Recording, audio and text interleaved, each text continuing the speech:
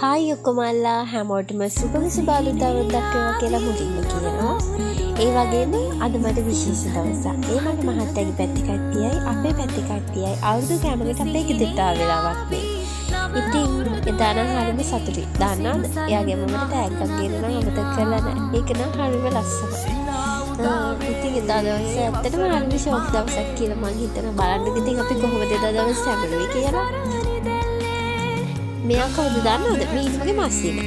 එයාත් ඇවිල්ලා හිටියා. ඉතින් ඇත්තටම කට්ටියම එකතු වෙලා හරිම ලස්සන දවසක් කියලා. ඉතින් හැමෝටම හැපි නිව් ඉයර්.